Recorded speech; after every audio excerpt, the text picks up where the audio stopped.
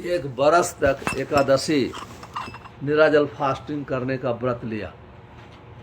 तो अपनी धर्मपत्नी, उनकी धर्मपत्नी भी अम्बरीश महाराज के समान ही क्वालिफाइड थे, सेम समशीला तुल्या ऐसे वर्णन है।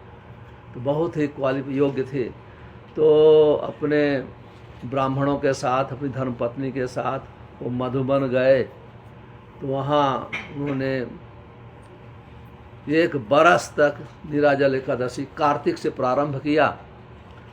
तो एक बरस तक का एकादशी व्रत की प्रतिज्ञा किया और व्रत प्रारंभ किया। अंत में जो एक बरस पूरा होने, कार्तिक महीने पूरा होने के पहले, तो उन्होंने यमुना में 3 बार स्नान किया। 3 बार स्नान करने के बाद पूर्ण पुरुषोत्तम भगवान की पूजा किया। पूजा करने के बाद फिर कहते हैं, अब हम लोग पढ़ेंगे श्लोक, ओम नमो भगवते वासुदेवाय। ओम नमो भगवते वासुदेवाय। ओम नमो भगवते वासुदेवाय।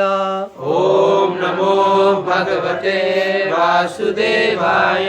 नारायणं नमस्कृत्य नारायणं नमस्कृत्य नरं चैव नरोत्तमं नरं चैव नरोत्तमं दैवी सरस्वतं व्यासं देवीं सरस्वतीं व्यासं ततो जयमुदीरयेत। नष्टप्रायेषु अभद्रेषु नष्टप्रायेषु भद्रेषु नित्यं भागवत सेवया नित्यं भागवत सेवया भगवते उत्तम श्लोके भगवती उत्तम श्लोके भक्तिर्भवते नैष्टके। भक्तिर्भवति नैष्ठिकी। Srimad Bhagavatam canto 9 chapter 4 text number 31। दोहराएंगे हमारे पीछे। महाभिषेका विधिना महाभिषेका विधिना सर्वोपस्कर संपदा सर्वोपस्कर संपदा अभिषिञ्चाम्बरा कल्पै अभिषिञ्चाम्बरा कल्पै गन्धमाल्यार्हणादिभिः गन्धमाल्यार्हणादिभिः महाभिषेक विधिना महाभिषेक विधिना सर्वोपस्कर संपदा सर्वोपस्कर संपदा अभिषिञ्चाम्बर कल्पै अभिषिञ्चाम्बरा कल्पै गन्धमाल्यार्हणादिभिः गन्धमाल्यार्हणादिभिः।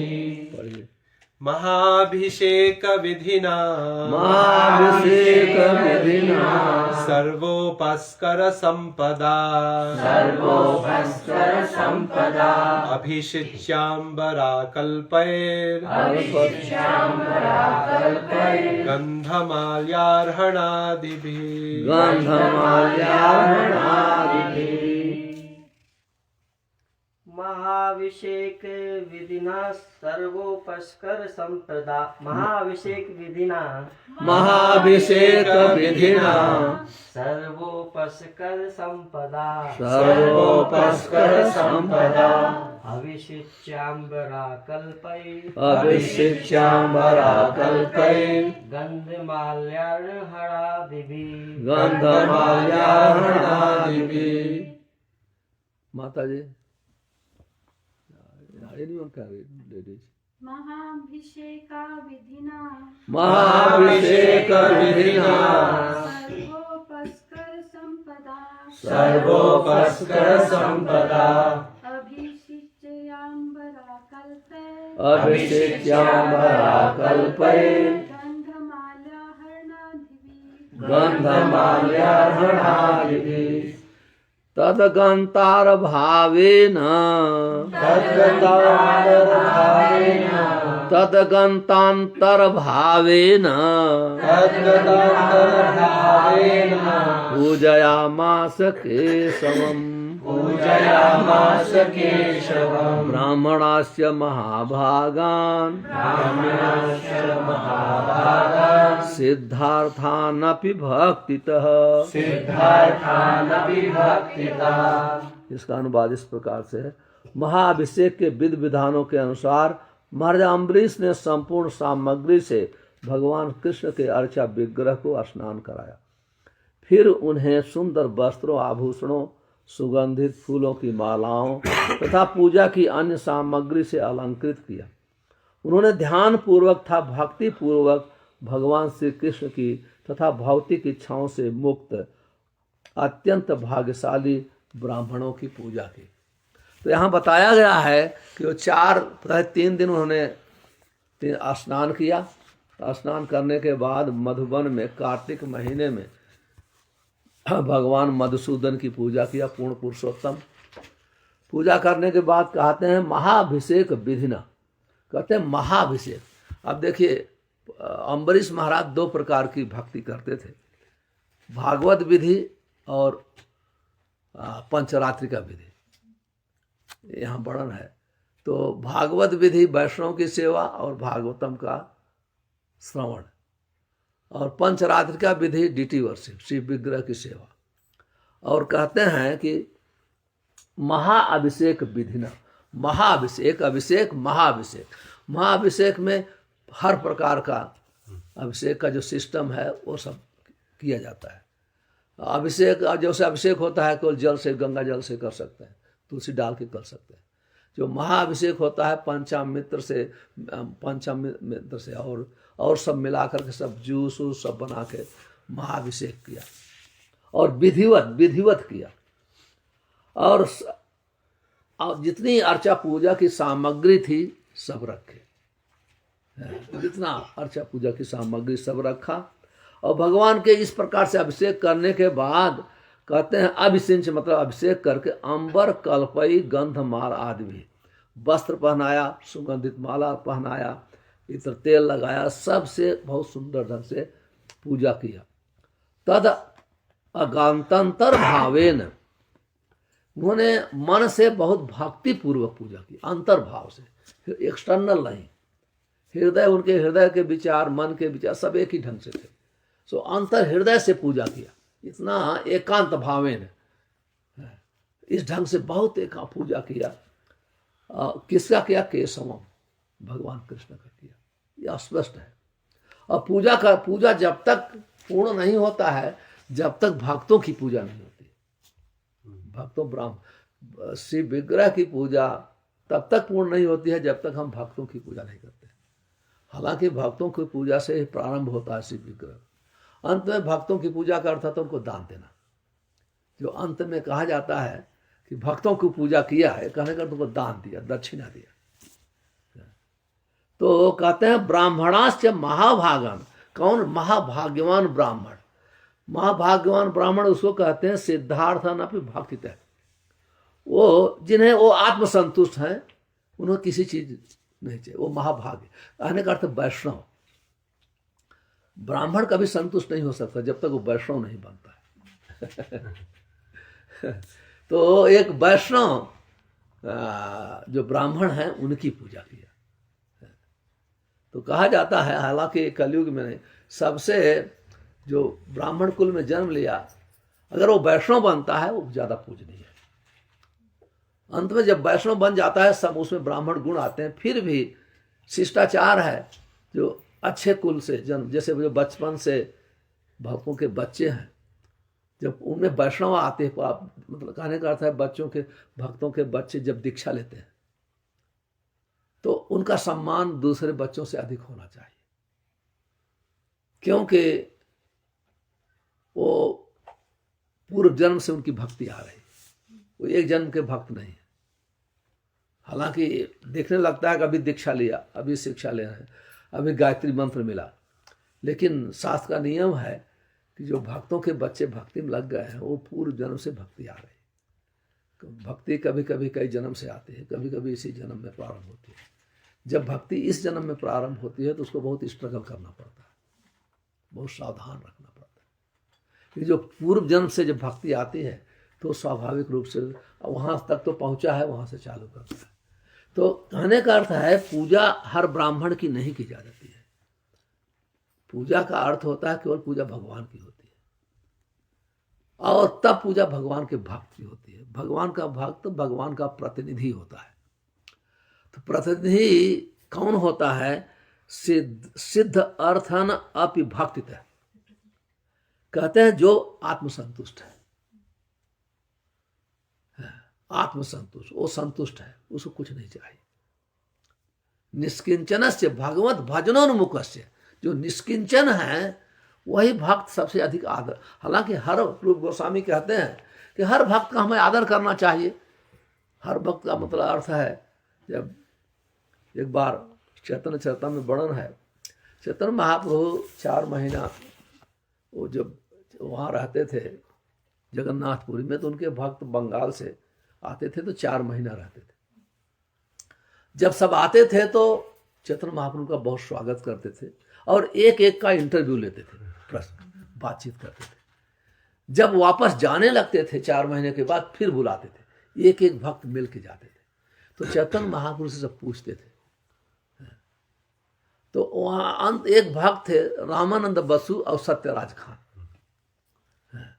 सत्यराज खान रामानंद बसु को जब चैतन्य महाप्रभु को मिलने गए, और ये परिपाटी है, जब भक्त आते हैं मिलना चाहिए उनके स्वागत के लिए, और जाते हैं तो उनको मिलना चाहिए, उनसे अपनी शिक्षा लेना चाहिए।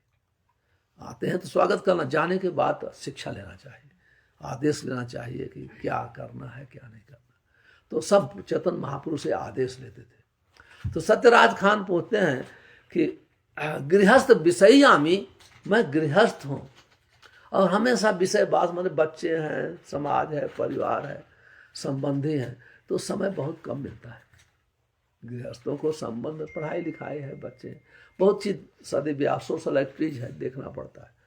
तो प्रैक्टिकल प्रश्न करते हैं कि बहुत कम समय मिलता है। तो कहते हैं कि हे चैतन्य महाप्रभु, अपने मुख से, अपने श्री मुख से हमें आदेश दीजिए, हम विषय कैसे हम आध्यात्मिक जीवन में आगे बढ़ेंगे। ये प्रश्न हम सबके लिए है। तो चैतन्य महाप्रभु कहते हैं कि कृष्ण सेवा, वैष्णव सेवा, और निरंतर लह कृष्ण नाम। कहते हैं कृष्ण सेवा करिए और वैष्णव हमेशा कृष्ण नाम का जप करिए।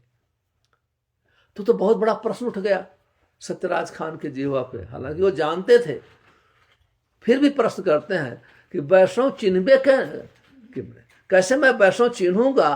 कह सामान्य लक्षण, वैष्णव का एकदम कॉन्फिडेंस लक्षण मत बताओ, सिम्टम हमको सामान्य ऑर्डिनरी सिम्टम बताओ जिससे मैं पहचान लूं। ऐसे सिम्टम बताओ कोई पहचान ले, नहीं तो वैष्णव तो क्रिया मुद्रा पुग्य न बुझाए, वैष्णव को कोई इतना आसान नहीं है पहचानना। लेकिन इसलिए कहते हैं कि हमको एक सामान्य लक्षण बताइए जिससे हम वैष्णव को पहचान, क्योंकि पहचानूंगा नहीं तो कैसे मैं उनकी पूजा करूंगा, सेवा करूंगा। चैतन्य महाप्रभु तुरंत कहते हैं एक भी कोई नाम, यान मुखे कृष्ण एक नाम, एक भी कोई नाम लेता है वो वैष्णव है, उसका आदर करना चाहिए, उसका सम्मान करना चाहिए। ये नहीं कहते हैं 4 नियम पालन करता है कि नहीं करता है, वास्तव में सच है। कृष्ण यस्य गिराम मनसेन्द्रिया। अब इसकी व्याख्या रूप गोस्वामी करते हैं, कैसे वो वैष्णव का आदर करना है, पूजा का मन में करना, उसको निमंत्रण देकर खिलाना नहीं है, व्यासासन नहीं देना है। लेकिन कृष्ण यस्य गिरिम मनसाद्रियेत। हाँ, इतने करोड़ों लोग हैं, एक व्यक्ति तो एक नाम तो लिया, ये आदर होना चाहिए, ये आदर होना चाहिए।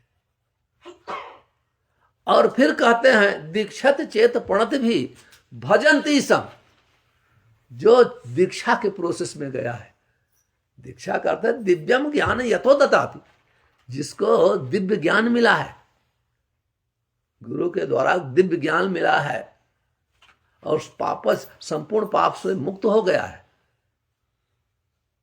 संपूर्ण पाप से मतलब 4 नियम पालन करना संपूर्ण पाप है, उससे मुक्त हो गया है और वो दीक्षा लिया है, एक कमिटमेंट लिया है भगवान की सेवा करने के लिए। और केवल दीक्षा ही से काम नहीं चलता है, भजंत ईसम टेम्पल सर्विस में लगा है, शिव विग्रह की सेवा में लगा है। जैसे आपका सेंटर है, सेंटर से कनेक्टेड है, सेंटर पावर हाउस होता है, और कोई और वायर पावर हाउस से डिस्कनेक्ट हो जाएगा तो इलेक्ट्रिक नहीं आएगी वो यूजलेस हो जाएगा। उसी प्रकार से जो इस्कॉन के सेंटर हैं वो पावर हाउस है, वहां से हमेशा कनेक्शन यही होता है। इसका अर्थ यही है भजंती ईसम, यही भजंती ईसम। तो जो दीक्षा लिया है और साथ में सेंटर से जुड़ा हुआ है उसको प्रणाम करना चाहिए। एक को मन में आदर करना है, प्रणाम किसको करना चाहिए, उसको करना चाहिए। तो फिर दूसरे साल फिर आए रथ यात्रा में सत्यराज खान और ज्योतिर्बसु सब ऐसे, फिर रामानंद बसु, तो सब ऐसे मिलने के बाद सब फिर मिलने गए, पूछे, सेम प्रश्न किया कि हम भक्ति में कैसे आगे बढ़ेंगे। तो चैतन्य महाप्रभु फिर कहते हैं कि इस समय कहते हैं वैष्णव सेवा, पहले कहे कृष्ण सेवा, वैष्णव सेवा, कहते हैं वैष्णव सेवा। तो कहते हैं कि वैष्णव फिर कैसे पहचानूंगा, वही कहते हैं जो निरंतर कृष्ण नाम लेता है, एक नाम नहीं है, कहते हैं जो निरंतर कृष्ण नाम लेता है वो वैष्णव है, उसकी सेवा करो। जो निरंतर कृष्ण नाम लेता है मन में सेवा मत करो, वहां मन की बात नहीं, उसको बुलाओ, प्रसाद खिलाओ, ददाति प्रतिग्रही आते गुह्यम आख्यात प्रेक्षते, भूंगते भोजते, चाहे वह खट भी, ये उससे जो हमेशा जो दीक्षा लिया है, जो सीरियस भक्ति कर रहा है, जब कर रहा है, तो ये प्रेम लक्षण, प्रेम का आदान प्रदान ऐसे ही भक्त से होता है, निवा फाइट से नहीं होता है। उसका केवल मन में आदर करिए, वहां नहीं कहा कि आप भले प्रसाद बांटिए, अलग बात है, लेकिन ये छह जो प्रेम का लक्षण वहां नहीं बताया गया। फिर तीसरी बार जब हुआ तो तीसरी बार फिर आए, फिर सेम प्रश्न किया सत्यराज खान। अच्छा, वहां वर्णन है, चैतन्य महाप्रभु कहते हैं जाने तारण मन, उनके मन को समझ करके कहते हैं कि वैष्णव वो है जिसका चेहरा का दर्शन करने से कृष्ण का स्मरण हो जाए, वो वैष्णव प्रधान है। इसलिए चैतन्य महाप्रभु कहते हैं अक्षो फलम त्वादशी दर्शनम, जीवा फलम त्वादशी कीर्तनम, तनो फलम त्वादशी गात्र संगम, सुदुर्लभा भागवता यह लोक है। चैतन्य महाप्रभु का ये श्लोक है, मुख से बोला हुआ। ऐसे वैष्णव का जिसका दर्शन करने से कृष्ण का स्मरण होने लगता है, वो प्रधान वैष्णव है, वो प्रधान वैष्णव है, तो वो पूजा के योग्य है। क्योंकि वो इसलिए यहां कहा गया कि ब्राह्मणाश्च महाभागन सिद्धार्थान अपि भक्ति है, क्योंकि जो भक्ति में बहुत उच्च कोट का है वही तृप्त होता है। सब लोग असंतुष्ट, भगवान आत्माराम है और भगवान के भक्त आत्माराम होते हैं, क्योंकि भगवान से कनेक्टेड होते हैं। ऐसे ब्राह्मणों की पूजा किया, ये है ऐसा नहीं कि कोई भी ब्राह्मण को पूजा कर दिया, जो तंबाकू खाने वाला है, चाय पीने वाला ब्राह्मण, ये सब ना, ऐसा नहीं किया गया। ब्राह्मण सदाचार से जाना जाता है, सदाचार सत आचरित, जो संतों का आचरण है, जब जिसके अंदर है वो गुण, वो ब्राह्मण है। चाहे बैकग्राउंड में तो जन्मना जायते शूद्र, जन्म से चाहे ब्राह्मण का लड़का हो, वैश्य का लड़का हो, वो क्षत्रिय का लड़का हो, सब तो शूद्र ज्ञान में है। जन्मना जायते शूद्र, संस्कारात भवे द्विज, संस्कार ट्रेनिंग से दूसरा जन्म लेता है। नहीं तो द्विज को, पक्षी को भी द्विज कहते हैं पक्षी को भी दूसरा जन्म होता है, अंडा देती है, अंडे से फिर जन्म होता है तो कहते हैं संस्कार भवे द्विज, ब्रह्म जानाति ब्राह्मण, जो ब्रह्म को जानता है वो ब्राह्मण है। वो तो ऐसा ब्राह्मण जब वैष्णव बनता है तब भगवान का प्रतिनिधि होता है, तो उसकी पूजा की जाती, उसकी पूजा नहीं की जाती। वो ब्राह्मण का भगवान का प्रतिनिधि है। पूजा तो वास्तव में भगवान का ही हो रही है, तो भी क्योंकि वो प्रतिनिधित्व कर रहा है, इसलिए आदर का पात्र है, आदर का पात्र। ये फिलॉसफी है। तो ऐसे ब्राह्मणों की पूजा करने के बाद उन्होंने क्या किया तब? गवाम रुक विष्णानाम रूप्यांग्रषणाम सुवाससम पयशील वयोरूप उपस्कार संपदाम। कहते हैं कि उन्होंने, कई श्लोक है, सभी श्लोक नहीं पढ़ूंगा, गायों को 60,000 गायों को दान किया। वो गाय कैसी थी? बूढ़ी गाय का दान नहीं किया। अभी भारत में तो क्या है, जो गाय दूध देना बंद हो जाती है उसको दान करते हैं। वो दान कर दो, वो बेचारा कोई लेगा भी नहीं, वो बर्डन है। बर्डन है, क्योंकि ऐसी गाय की सेवा जिसके तो दूध नहीं देती है तो बर्डन ही है। भागवत में बर्डन है, आप जानते हैं। कहते हैं और सब उनके सींग पर सब सोने के पत्ती से सुसज्जित थे, सोने के वस्त्र पहने थे, राजा थे। 60,000 गायों का दान दिया, और ऐसा जो बछड़ों के साथ दिया, वर्णन है। बछड़े का साथ का अर्थ है दूध दे रही थी, बंध्या गाय का नहीं दान दिया, जो बछड़ों के साथ है दूध देती है। इस प्रकार से जब दान उन दे करके एकदम तैयार हो गए, लिखा है नीचे का श्लोक है, तस्य ही अतिथा साक्षात दुर्वासा भगवान अभूत। जब परीक्षित महाराजा अम्बरीश सब पूरा अपना दान कर दिया, भगवान की पूजा कर लिया, सब करने के बाद जब जैसे ही तो सोचे कभी मैं प्लान करने लगे कि अपना एकादशी व्रत तोड़ूं, द्वादश, उसी समय पे कहते हैं साक्षात दुर्वासा भगवान अद्भुत। यहाँ दुर्वासा के लिए भगवान शब्द आया है क्योंकि बहुत शक्तिशाली है, बहुत ताकतवर हैं।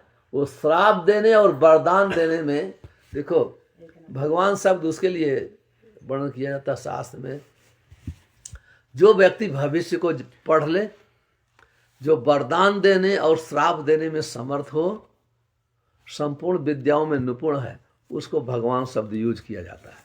तो दुर्वासा में ताकत थी, भगवान तो है नहीं, लेकिन ये ताकत थी, इसलिए उनके लिए भगवान शब्द यूज किया गया। तो कहते हैं वो भगवान दुर्वासा इतना, यहाँ अत्यंत शक्तिशाली, वेरी पावरफुल ऐसे ट्रांसलेशन किया है। कहते हैं डायरेक्टली दुर्वासा ही एकाएक पहुंच गए, और कैसे? अतिथि करता कोई मेहमान, मतलब बगैर कुछ पता नहीं था, एकाएक आ गए,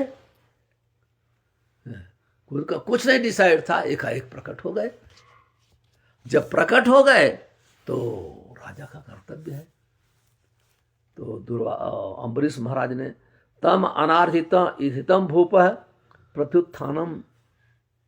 प्रत्युत्थान असनारहण याचे अभ्यवारा है पाद मूलम उपागत। उन्होंने तुरंत ही आतिथ्य सत्कार किया। कहते हैं तम अनार्चातिथम भूप, आतिथम भूप, राजा, भूप का अर्थ है राजा। राजा ने ऐसे अतिथि को जिसका कोई समय निश्चित नहीं था, उठ करके एकाएक उठ करके बहुत सत्कार किया। सत्कार करने के बाद हाथ जोड़ करके उनके पाद मूलम उपागत है, उनके पैर के पास बैठ गए, चरणों के पास जाके बैठ गए। बैठने के बाद वो क्या करते हैं फिर? प्रतिनंदम स ताम्यांचाम कर्तुम आवश्यकतम गतः निमज्जनम बृहद ध्यान कालिंदी सरले सुबह। तो कहते हैं कि प्रतिनंदन, प्रसन्नतापूर्वक, बहुत उत्साह के साथ वो उनको, क्योंकि सत्कार करने के बाद उनको भोजन के लिए, कहते हैं ना अवहाराय, उनको भोजन के लिए निमंत्रण दिया कि आप, ये पहला कार्य है गृहस्थों का, जैसे हम लोग आए सबसे पहले भोजन किया। तो ये है, ऐसा नहीं कि पहले प्रवचन नहीं सुनना चाहिए, पहले भोजन कराना चाहिए, पानी कराना चाहिए, संतुष्ट हो जाना चाहिए। तो हमारे यहाँ पहले परपाटी है कि पहले सुन लो सब कुछ, बाद में भोजन चाहे तीखा है कि मीठा है खिलाओ। पर ये सिस्टम नहीं है। पहले संतुष्ट करके, जैसे आप भागवतम वर्णन है, जब सुखदेव गोस्वामी पहुंचते हैं परीक्षित महाराज की सभा में, जब परीक्षित आमरण अनशन पे थे, तो सबसे पहले परीक्षित प्रश्न नहीं किया, बहुत अच्छा शासन दिया, उनको पानी दिया, ये सब किया। कहते हैं कि हे भगवान, आपका आगमन ऐसा नहीं हो सकता है, जब तक भगवान की कृपा नहीं आप आ नहीं सकते। हमने तो ऐसे कोई कार्य नहीं किया है कि हमारे ऊपर भगवान की कृपा हो, लेकिन हमारे दादा ने, वो लोग ने भगवान के परम भक्त हैं, उनकी भक्ति से आपको हमको भेजा है। आप देखिए भक्त का सदाचार। परीक्षित महाराज तो इतने महान भक्त थे कि माँ के गर्भ में दर्शन किया, उनकी रक्षा किया, लेकिन वो खुद नहीं कह रहे हैं मैं भक्त। कहते हैं कि मेरे दादा लोग, पांडव लोग भगवान कृष्ण के महान भक्त थे, इसलिए भगवान कृष्ण ने आपको भेजा है। गृह सुगृह मेधिना, आप तो गृह मेधियों के घर पे उनके कल्याण के लिए जाते हो। गो दोहन मात्र, कितना समय जाते हो, जितना टाइम तक गाय दूही जाती है उतना टाइम तक रहते हो। लेकिन मैं कितना भाग्यशाली हूँ, आप तो मेरे पास आ गए हो, क्षण भर के लिए नहीं। इसलिए भक्तों का बहुत ही महत्व शास्त्र में है। तो दुर्वासा ऋषि जैसे पहुंचे, और भक्त जो होते हैं भगवान के, ब्राह्मण लोग उतना स्वागत करना नहीं जानते हैं, लेकिन वैष्णव बहुत स्वागत, क्योंकि ब्राह्मण को गर्व वो सबसे लेते हैं। ब्राह्मण में वो लेते हैं, दान नहीं करते। वैष्णव दान लेता है, दान करता है।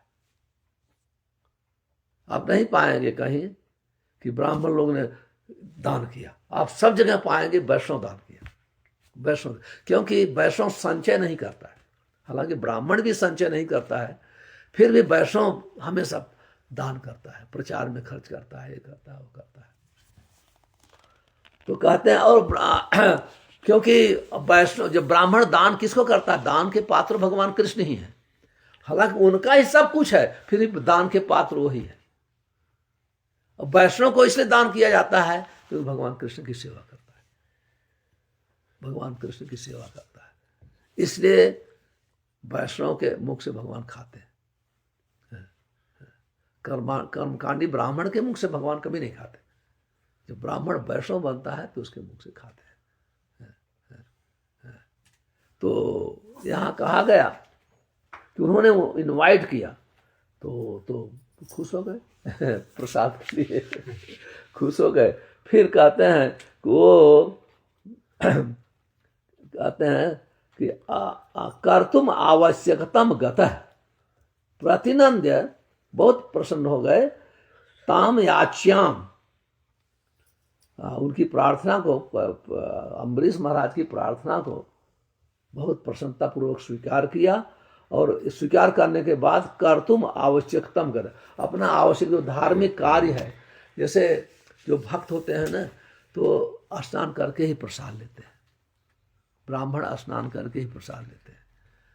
ऐसा नहीं कि कहीं से नहीं स्नान करेंगे, तो नियम है अपना पैर, हाथ, मुंह, देश काल के अनुसार, क्योंकि भारत की टिपिकल वो है वेदर है, तो मोस्टली 3 महीने के सिवाय तो हमेशा बारिश में भी गर्म, ठंडी में भी गर्म सारी, ठंडी में ठंडा, बरसात में गर्मी, तो गर्म होता है। एटलीस्ट कम से कम पैर धोते हैं, हाथ धोते हैं, मुंह धोते हैं, तो ठंडा हो जाता है, इसलिए प्रसाद लेते हैं। और मोस्टली जो नियम के पक्के ब्राह्मण वैष्णव होते हैं, वो 3 बार स्नान करते हैं, 3 बार संध्या करते हैं। तो 3 बार स्नान करके संध्या करेंगे, इसके बाद प्रसाद ग्रहण करते हैं। तो वो स्नान करने के लिए चले गए, और वो क्या करते हैं, निमज्ज बृहद ध्यानम, जल में डुबकी लगा दिया मतलब जल के अंदर प्रवेश कर गए, निकलना नहीं, वो अंदर ही ध्यान करने लगे। क्योंकि वो ब्राह्मण थे, वैष्णव नहीं थे, इसलिए उनको एकादशी का महत्व जानते नहीं। एकादशी का महत्व जो है भगवान के भक्त ही जानते हैं। और जो योगी लोग नहीं जानते, क्योंकि जो भक्ति नहीं करते हैं, क्योंकि एकादशी तो माधव तिथि है। माधव तिथि भक्तिर जननी, भक्ति को जन्म देती है एकादशी, तो माधव तिथि है। तो जो भक्त हैं वही एकादशी का महत्व रखते हैं। दूसरे लोग, योगी लोग, ज्ञानी लोग नहीं एकादशी का महत्व समझते करते हैं। तो उन्होंने क्या किया, वो बहुत ध्यान में कालिंदी मतलब यमुना के जल में वो नहाकर डुबकी और निराकार ब्रह्म का ध्यान करने लगे। निराकार ब्रह्म का ध्यान करने के बाद वो पता नहीं चला ध्यान करने बैठ गए। फिर कहते हैं कि मुहूर्त अर्थ अविष्टायाम द्वादश्याम पारणम पति चिंतायामास धर्मज्ञो दुजय तद धर्म संकटे। इधर अम्बरीश महाराज बहुत संकट में पड़ गए। कहते हैं कि एक ही मुहूर्त शेष रहा। मुहूर्त अर्ध अवशिष्टन, अर्ध मतलब थोड़ा, मुहूर्त का भी आधा, उतना ही एकादशी तोड़ने पारण करने के समय में था। क्योंकि एकादशी समय पे प्रारंभ की जाती है, समय पे तोड़ी जाती है। ये तो बेचारे 1 साल तक एकादशी रखा एक दिन की तो थे ही नहीं कि मान लीजिए एकादशी तोड़ दिया तो भूल से टूट गए, हम दूसरी एकादशी कर लगे या द्वादशी को फास्ट कर लगे। ये तो 1 बरस का उनका व्रत तोड़ना था। और समय आ गया तो चिंता में पड़ गए और कहते हैं कि धर्मज्ञो दुजय तद धर्म संकट है। सब जो ब्राह्मण थे उनके पास बैठे थे, सबसे इष्ट गोष्ठी करने लगे, क्या किया जाए, क्या किया जाए। और वो ब्राह्मण भी जब दुर्वासा ऋषि का वो देखे, तो दुर्वासा ऋषि तो परम ब्राह्मण, तो वो कुछ बोल नहीं पाए, वो कुछ डिसीजन नहीं दे सकते। उनको सत्य भी ज्ञान होगा, तो दुर्वासा ऋषि के कुछ बोल नहीं पाए, कुछ नहीं डिसीजन। तो यहाँ कहते हैं कि ब्राह्मणास अतिक्रमो दोषो द्वादश्याम यद पारणे यत कृत्वा साधु में भूयात अधर्मो वा न वाम स्पृशत अम्भसा केवले नाथ करिष्ये व्रत पारणम आहुर अभ्यक्षणम विप्रा ही असितम नासितम चतत। कहते हैं कि जो ब्राह्मण अतिक्रमे दोष हो, अगर ब्राह्मण को कोई अतिक्रम कर दे, उसका अनादर कर दे, बहुत बड़ा दोष है। कोई आप एक तो गेस्ट चाहे कोई भी अतिथि है तो अतिथि देवो भव, उसका स्वागत होना, और ऊपर से अगर ब्राह्मण अतिथि बनता है तो उसका अतिक्रम, उसका उल्लंघन नहीं किया जा सकता है, उसका अनादर नहीं, उसमें दोष है। और दूसरा दोष है द्वादश्याम यद अपारणे, अगर द्वादशी के दिन एकादशी का व्रत तोड़ा नहीं जाए तो उसमें भी बहुत बड़ा दोष है। अभी 2 चीज उनके सामने प्रकट हो गई, अभी क्या करूं, दुर्वासा को अगर प्रसाद न खिलाऊं तो भी दोष, मैं 1 साल से एकादशी का उपवास न जल रहा, उस समय पे न तोड़ूं तो दोष। कहते हैं यत कृत्वा साधु में भूयात अधर्मो वान माम स्पृशेत। कहते हैं कि यत कृत्वा साधु में भूयात, कहते हैं कि ये जिससे मुझे हमारे जीवन में अधर्म न हो, अच्छा हो, ऐसा हो जैसे दोनों चीज हो जाए, ब्राह्मण भी संतुष्ट रहे, हमारा एकादशी भी टूट जाए।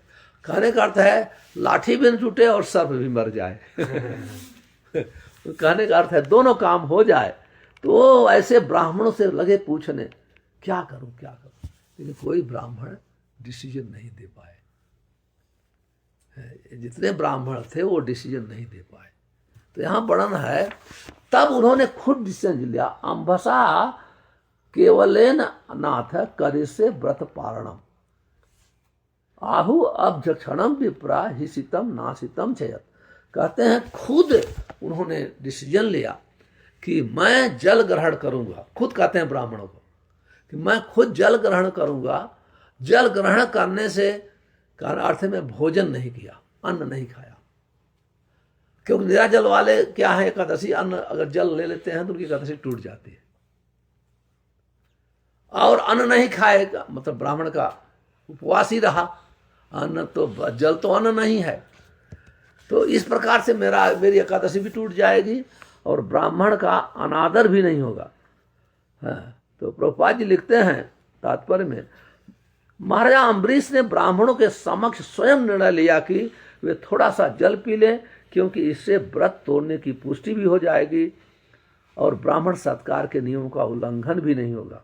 वेदों में कहा गया है, आपो स्नादि तन नैवासितम, नैवा न शीतम, कहते हैं आप मतलब पानी पीने से खाना भी हुआ, न एव अनशीतम, नहीं खाना हुआ, दोनों। ये प्रभुपाद जी कोट करते हैं कि वो सपोर्ट करते हैं अम्बरीश महाराज के डिसीजन का। इतने परफेक्ट वैष्णव थे कि वो डिसीजन लिए नहीं मैं पानी पीऊँगा, ये डिक्लेयर किया, पानी पीऊँगा तो मैं खाऊँगा और नहीं भी खाऊँगा, उपवास भी रहेगा। अब इस बात को वो समझ नहीं पाए दुर्वासा ऋषि, उन्हें पता कुछ ज्ञान ही नहीं हुआ। तो कहते हैं इति अपह प्राच्य राजर्षि चिंतयन मनसाच्युतम प्रत्यक्ष कुरुश्रेष्ठ है द्विजम आगनमेव से। कहते हैं जैसे उन्होंने थोड़ा सा जल पिया, एक बूंद पानी पिया और बैठ के शांत हो गए, उनका वेट करने लगे। प्राच्य जल पीकर महाराजा अम्बरीश वो चिंता करने लगे भगवान का, और भगवान का चिंता करने लगे, और साथ में कहते हैं प्रत्यंचष्ट दुर्वासा ऋषि की प्रतीक्षा करने लगे। खाए नहीं, भगवान का ध्यान करने लगे, उनका प्रतीक्षा करने लगे। तो कहते हैं परीक्षा करने के बाद कि कब वापस आएंगे दुर्वासा। और दुर्वासा अभी बैठे हैं, तो एकादशी पारण का समय चला गया, लेकिन पानी तो पी लिए थे, तो फिर भी उनकी खाए नहीं, तो उनकी प्रतीक्षा करने लगे। तो कहते हैं दुर्वासा यमुना कूलात कृत आवश्यक आगत है राज्ञा भी नंदत तस्य बुबुधे चेषितम धिया। कहते हैं दुर्वासा ने अपना अनुष्ठान करके यमुना कुल से अपना आवश्यक कार्य पूरा करके दुर्वासा ऋषि वापस आए। वापस आते हैं तो कहते हैं अभिनंदन, यहाँ अभिनंदन सब राजा ने बहुत स्वागत किया कि आप आ गए आइए। वो वेट कर रहे हैं खाने के लिए। लेकिन यहाँ वर्णन है तस्य विबुधे चेषितम धिया, वो अपने ध्यान करके दुर्वासा समझ गए ये पानी पी लिया है, 2 बूंद पानी, और ऐसा नहीं कि 1 गिलास पानी पिए, वो एकादशी तोड़े थे। कहते हैं कि यहाँ कि तस्य विबुधे चेषितम धिया, अपनी बुद्धि से ये समझ गए कि ये सत्कार तो कर रहा है, लेकिन हमारा अनादर किया, पानी पी लिया। और हम लोग बोलते भैया खा लो, लेकिन आप सोचो कितना वो लोग का कितना महानता थी कि जैसे वो कोई पानी नहीं पी सकता। तो कहते हैं फिर क्या करते हैं, मनुना प्रचलात गात्रो भिकुटी कुलिदा। आप देखो एक जल कितना ज्यादा उनको क्रोध हो गया, कैसे वर्णन है। कहते हैं मनुना का अर्थ है क्रोध से उद्विग्न मन वाले। जैसे वो ध्यान में देखा कि एक बूंद पानी पी लिया, उनका मन क्रोध से उद्विग्न हो गया, बहुत क्रोधित हो गए। और प्रचलित गात्र, कहते हैं उनका शरीर कांपने लगा। गात्र का अर्थ है शरीर, कांपने लगा। क्रोध जब क्रोधित होता है, जब आदमी अतिशय क्रोध करता है, थोड़ा नहीं, थोड़े क्रोध में आंख लाल हो जाती है और जिह्वा से अपशब्द निकलने लगता है। लेकिन जब ज्यादा क्रोध करता है तो उनका पूरा शरीर कांपने लगता है। और कहते हैं भ्रिकुटी कुटिलानन, उनकी भौहें जो बहुत टेढ़ी हो गई। कुटिल का अर्थ है वक्र, टेढ़ी हो गई। आननम, मुख विभूषित है, भूखे सुतराम अत्यधिक कृतांजलि है। और इधर अम्बरीश महाराज, अब देखिए 2 चीज वर्णन कर दिया श्रीपाद सुखदेव गोस्वामी। एक तो वर्णन कर रहे हैं दुर्वासा ऋषि का स्वभाव का, वो मन देख सुन पता चला बहुत क्रोधित हो गए और क्रोध से कांपने लगे। और इधर सुतराम और जब उनको देखे अम्बरीश महाराज, कृतांजलि अभासत, हाथ जोड़ लिए। ये तो अनर्थ हो गया। ये ब्राह्मण का क्रोध तो बहुत महान क्रोध होता है। वो हाथ जोड़ करके कुछ बोले नहीं, भाषत अभाषत, मतलब कुछ चुप होकर खड़े हैं। अब क्या करूं, उनका सामना कैसे करूं। और वो तो दुर्वासा तो बहुत फेमस व्यक्ति हैं, प्रसिद्ध है क्रोध करने में, तो इसलिए वो कुछ बोले नहीं, हाथ जोड़ करके मौन होकर भगवान का स्मरण कर रहे हैं और खड़े हैं। इधर दुर्वासा के क्या है, अहो अस्य निशंसस्य श्रियोन मत्तस्य पश्यते। कहते हैं अहो निशंस्य, कहते हैं इस निर्दयी व्यक्ति को तो देखो। क्योंकि एक बूंद पानी ले पी लिया, बहुत निर्दयी हो गया। एक बूंद पानी लिया। कहते हैं श्रिया उन्मत्तस्य, अपने श्रिया का अर्थ है अपुलेंस, ऐश्वर्य, अपने ऐश्वर्य के कारण ये पागल हो गया है। ये धन देखिए अंधा, कहते हैं ज्ञानांध, धनांध, मदांध। क्योंकि दुर्वासा ऋषि तो अपने मद में अंधे हो गए, वो अपना नहीं देख रहे हैं। ये दो अम्बरीश महाराज को देख रहे हैं, ये देखो इतना निर्दयी व्यक्ति, ये अपने ऐश्वर्य में अंधा हो गया है, पागल हो गया है। और वो बेचारे हाथ जोड़ के खड़े हैं, वो इनको इतना डांट रहे हैं। और उतना ही नहीं किए, कहते हैं धर्म व्यतिक्रम विष्णु, ये विष्णु का भक्त बनने का नाटक करता है। ये भक्त नहीं, अभक्त है। कहते हैं विष्णु अभक्त से समनानी, ईश मानना, इसका अर्थ है भगवान। ये अपने को मानता है कि ये बहुत स्वतंत्र है, ये भगवान विष्णु का भक्त नहीं है। ये बहुत ही एक तो निर्दयी व्यक्ति है, भक्त नहीं है, अपने ऐश्वर्य से बहुत गर्वित है, बहुत ही घमंड है। ये धर्म व्यतिक्रम मतलब उल्लंघन करना। अब ये धर्म के नियम का बहुत उल्लंघन करते हैं, क्योंकि धर्म का नियम है गेस्ट को पहले खिला के भोजन करना है। तो इसने धर्म का उल्लंघन किया, मुझे खिलाया नहीं, खा लिया। तो ऐसे बहुत सुंदर ढंग से तात्पर्य में प्रभुपाद जी ने लिखे हैं, विश्वनाथ चक्रवर्ती ठाकुर का तात्पर्य दिया। ये शब्द, क्योंकि सरस्वती जो है ना, भगवान और भगवान के भक्त का अपमान नहीं सहन कर सकती है। तो इसलिए विश्वनाथ चक्रवर्ती ठाकुर जो जो शब्द यूज किया है उसका गुण बताया, एक एक गुण, लेकिन वास्तव में उन्होंने गुण के रूप में नहीं यूज किया है, लेकिन सरस्वती सहन नहीं कर सकती हैं, इसलिए विश्वनाथ चक्रवर्ती ठाकुर दूसरा अर्थ लगाए। फिर क्या किया उन्होंने, कहा कि मुझे आतिथ्य के रूप में बुला करके खुद खा लिया, मुझे खिलाने बगैर, और इसलिए इस दुर्व्यवहार का मैं इसे सबक सिखाऊंगा। कहते हैं यो माम अतिथ्यम आयातम आतिथ्येन निमंत्र च, कहते हैं कि मुझे आतिथ्य के रूप में बुलाकर आतिथ्य के रूप में मेरा सत्कार नहीं किया, इसलिए अदत्वा, मुझे भोजन दिए बगैर भुक्तवान, स्वयं खा लिया। आप देखो पानी पीने को खाना मानते हैं, एक साधारण व्यक्ति पानी पीने को खाना नहीं मानता है। आज भी पानी पीने के लोग आते हैं, पहले पानी देते हैं।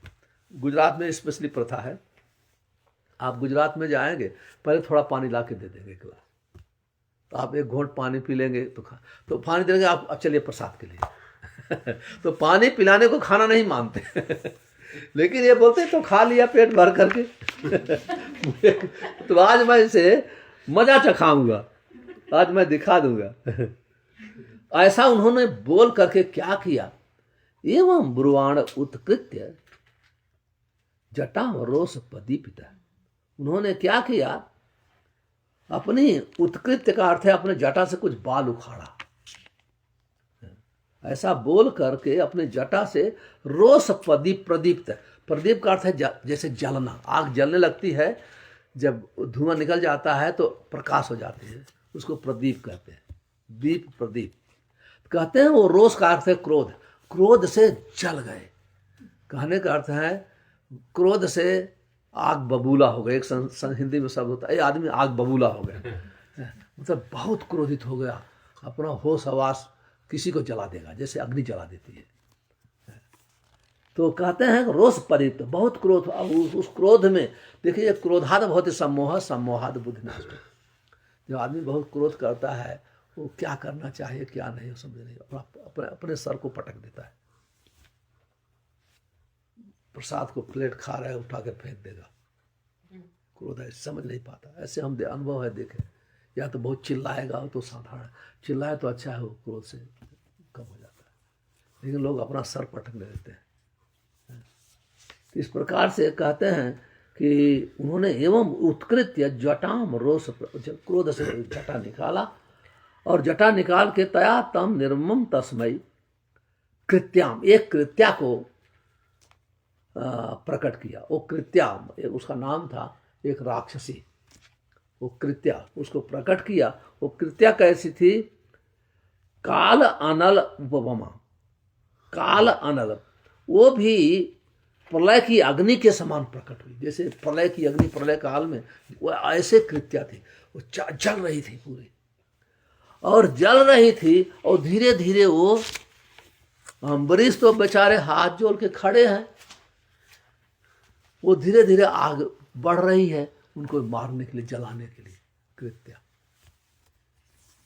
और फिर आगे वर्णन करते हैं, तमापयंतिम ज्वलतीम, तमापतन्तीं ज्वलतीं, तमाम पतंतिम ज्वलतीम, तमापतन्तीं ज्वलतीं, असि हस्तात पदाभुवम, असि हस्तात् पदाभुवम्, वेपयंतिम समुदीक्ष्य, वेपयन्तीं समुद्वीक्ष्य, न चचाल प्रदान निपः। न चचाल पदान्नृपः।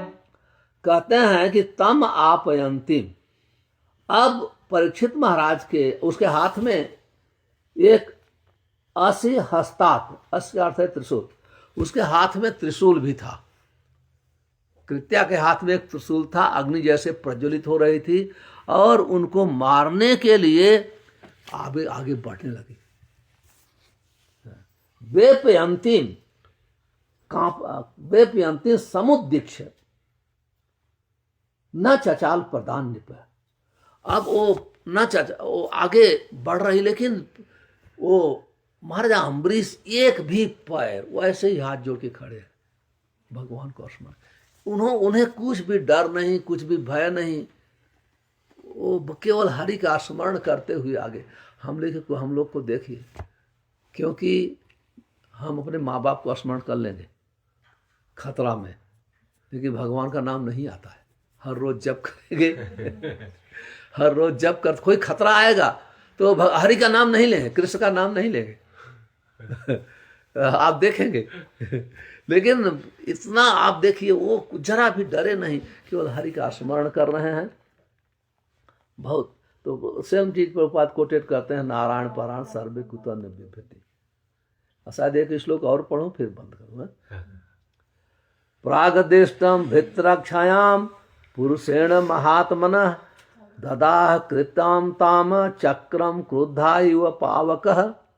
जिस प्रकार दावाग्नि किसी क्रुद्ध सर्प को तुरंत जला देती है, उसी प्रकार से आदिष्ट पूर्ण पुरुषोत्तम भगवान के सुदर्शन चक्र ने भगवत भक्त रक्षा करने हेतु उस सृजित कृत्या को जलाकर राख कर दिया।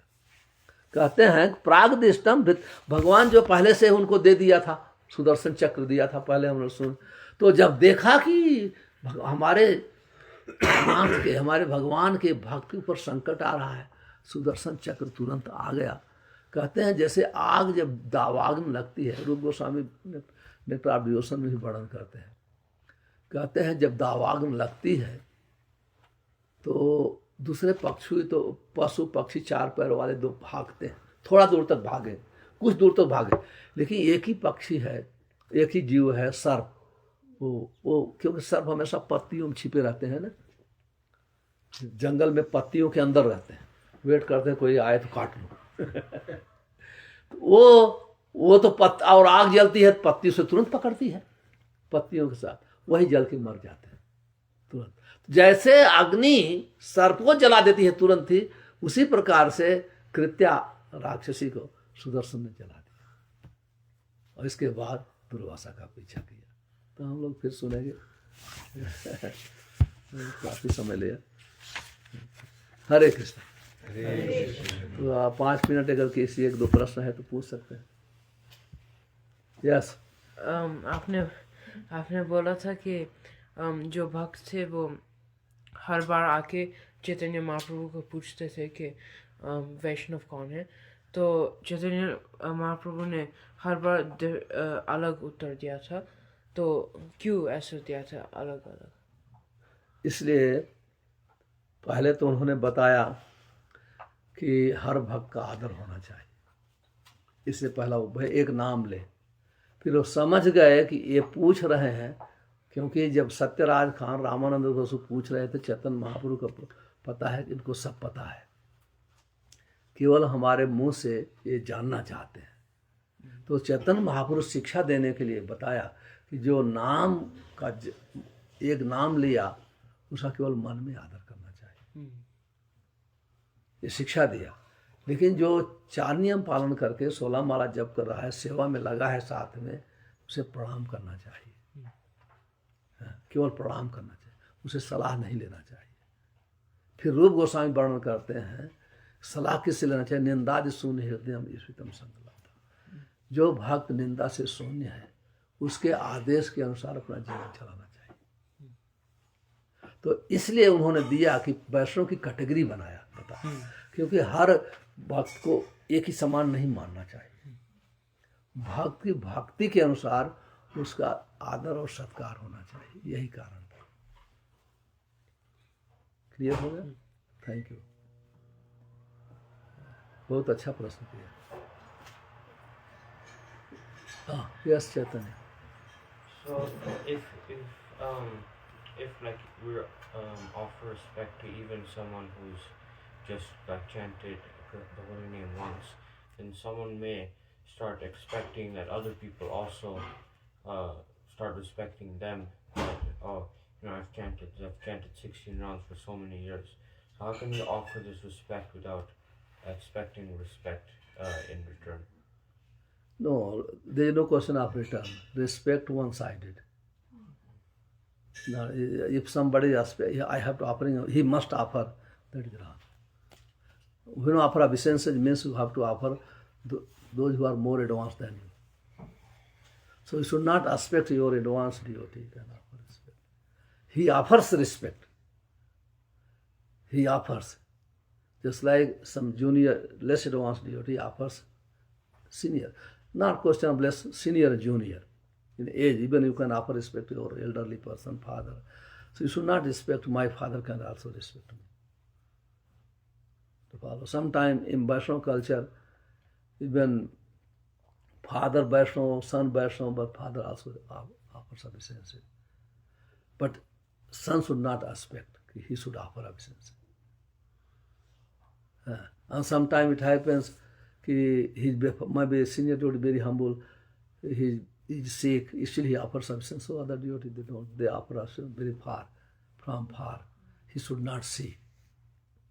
Because he does not want, he has to bow down.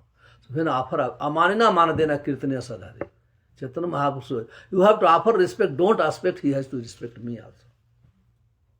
You okay? There is so many ways to sadachar. Sadachar is, first thing, it should not be fashion. Sometimes nowadays, fashion, I have to just fashion. I have to bow down, then he will bow down.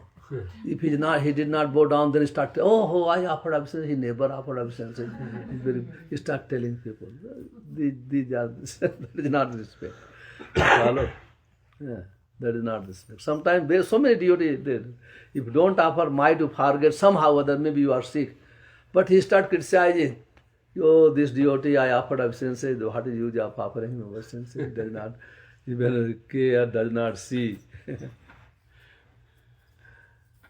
But Vaishnava, when offered, they actually other meaning is advanced Vaishnava, they see the super soul in the heart, they offer respect. There is other meaning also. But when we offer Vaishnava, we don't see the super soul. Vaishnava is good, already worshipable, we have to offer respect. I always say, maybe respect, offering obeisance is always good. Always good. Anyone who either senior, junior, somebody offers this obeisance, he will get benefit. Who wants to say something on this point? बस we can अभी stop करें या और question किसी का? विवेक, I think you have question? Thank you. आपका class बहुत अच्छा था। आपने आपके पास कोई प्रश्न है? हाँ, पूछिए। आप तो बहुत शांत रहते हैं, अच्छा है आप प्रश्न कर रहे हैं। आपने बताया कि एक वैष्णव दूसरे वैष्णव को गिफ्ट देता है, वो एक सिम्टम है प्रेम का।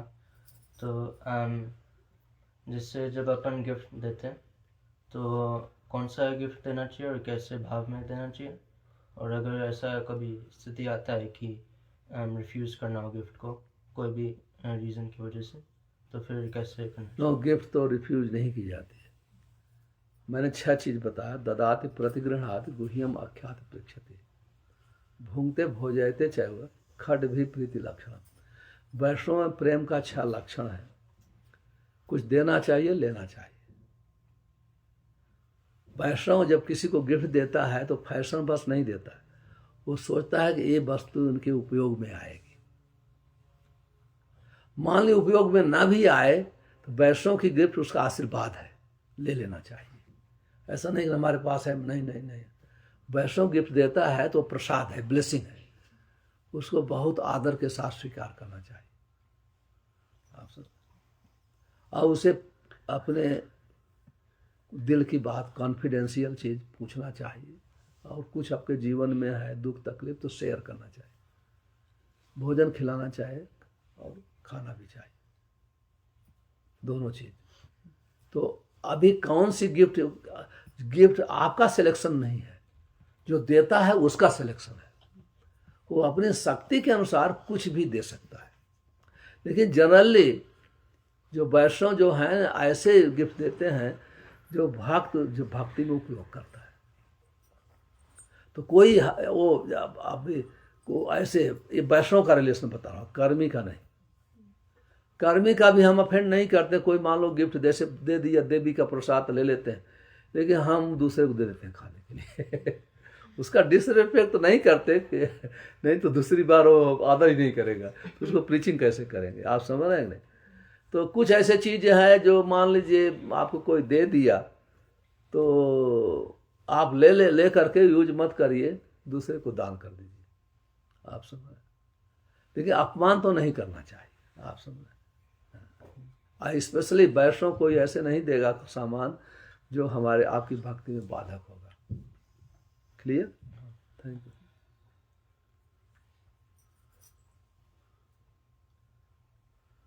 ओके, ग्रंथराज श्रीमद्भागवतम की जय, श्री प्रभुपाद की जय।